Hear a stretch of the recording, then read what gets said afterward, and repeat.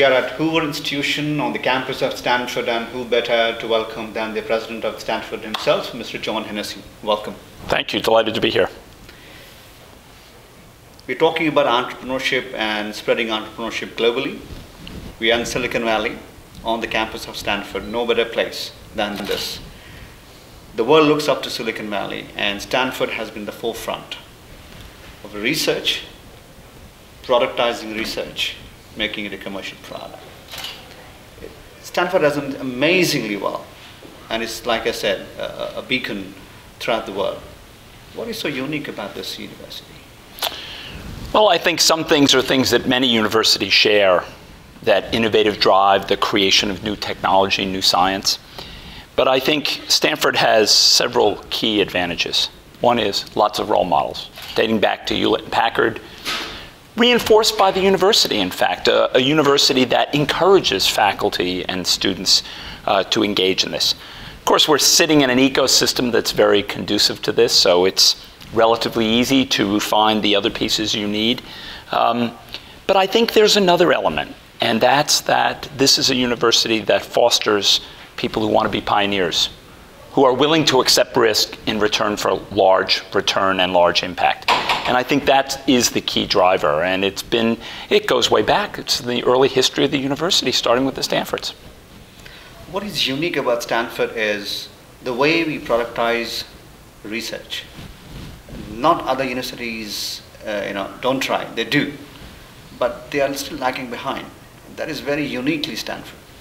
Yes, and I think partly one of the things that we've discovered over time is that truly disruptive innovations that don't just extend current product lines, but really create a whole new business, whether it's a Cisco or a Yahoo or a Google, those are often best exploited by the startup mentality, because they're so different from what the existing companies are doing, and they're risky at the beginning.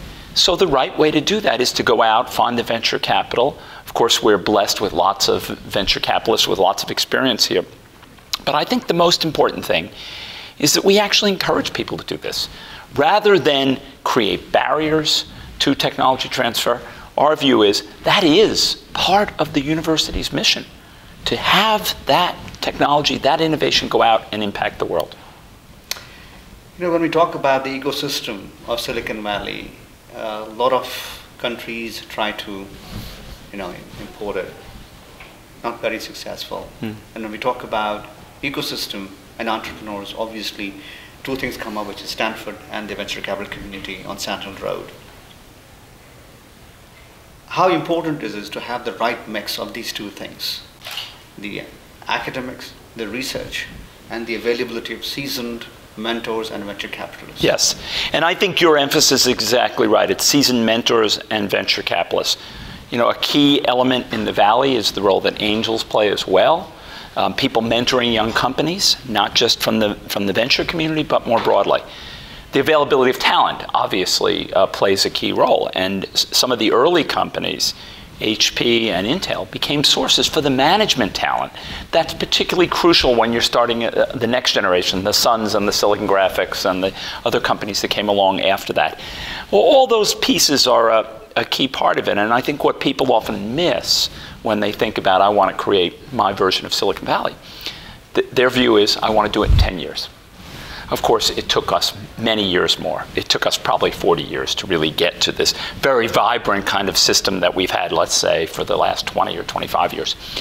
So you can compress that time, but you can't compress it to zero. You can't just make it go away. It is about building the talent base, about building the infrastructure, and that does take time.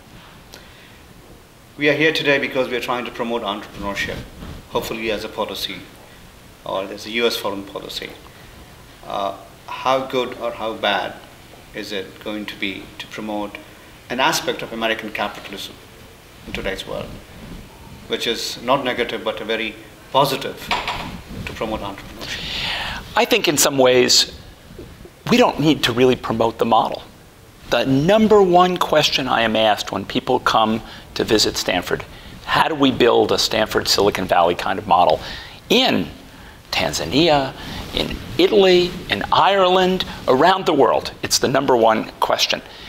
I think what we could do a much better job of, both through our government as well as through efforts that the Kauffman Foundation has made, for example, to help educate people, is to get out information about how to do it, how to structure it, how to make it work, what the key elements are. And I think to the extent that we can do that, there are countries in the world that are dying to pick up this model and see it as a source for economic growth in their country. And finally, what advice would you have to a lot of young people who are hoping and wishing that they would come to Stanford one day, and for people who are much younger, like my daughter who has just turned 8, that when I tell her that you should go to Stanford? Well, what I tell young people is they should study hard and always listen carefully to what their parents tell them. And that's the key to being successful in the early part of life, and I think they should be ambitious for themselves. President Hennessy, thank you so much for the opportunity. Thank you.